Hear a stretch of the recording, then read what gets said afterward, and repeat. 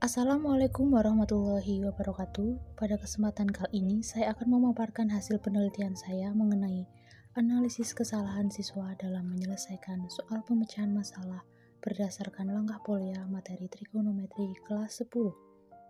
Perkenalkan, nama saya Nur Hidayah dari Prodi Pendidikan Matematika Universitas Pekalongan. Untuk yang pertama, pendahuluan, yang kedua, metode penelitian, yang ketiga, hasil dan pembahasan, dan yang keempat, kesimpulan. Pendahuluan, pendidikan adalah proses pembelajaran bagi siswa untuk dapat mengerti, memahami, dan berpikir kritis.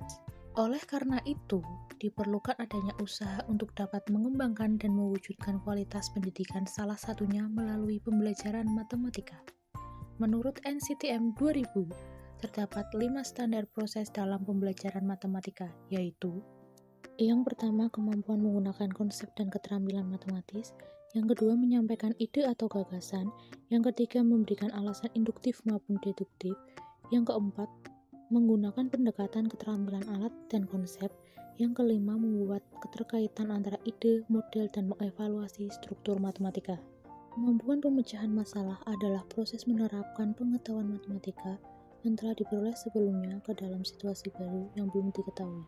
Menurut Polya, terdapat 4 langkah dalam penyelesaian soal pemecahan masalah, yaitu memahami masalah, merencanakan penyelesaian, melakukan perhitungan sesuai rencana, dan mengecek kembali jawaban yang telah dikerjakan.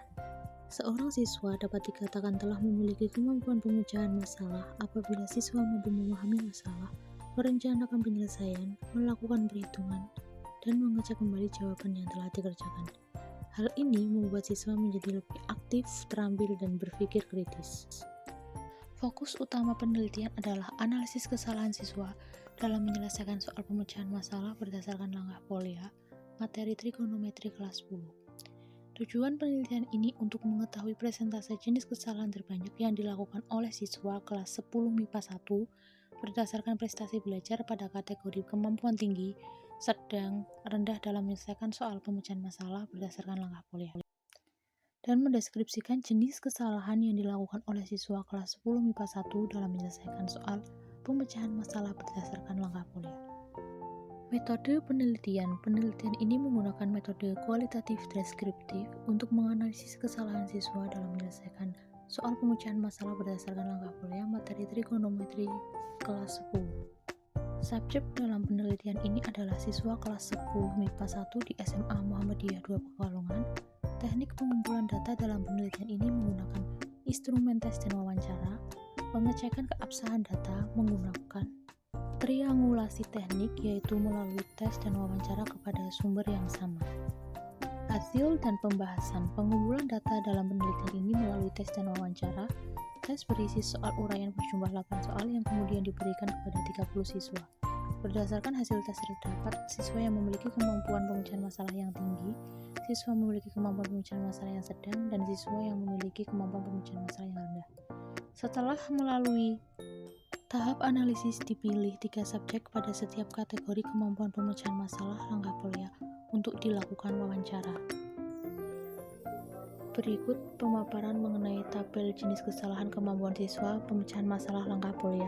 Kategori prestasi belajar tinggi pada subjek A29 dapat diketahui subjek mampu memahami masalah, subjek mampu merencanakan penyelesaian, subjek mampu menyelesaikan permasalahan, tetapi subjek tidak mampu menyimpulkan dan memeriksa kembali jawaban. Kategori prestasi belajar sedang pada subjek A9, di mana jenis kesalahan langkah polya dapat diketahui subjek tidak mampu memahami masalah, subjek mampu merencanakan penyelesaian, subjek mampu menyelesaikan permasalahan, subjek tidak mampu menyimpulkan dan memeriksa kembali jawaban soal.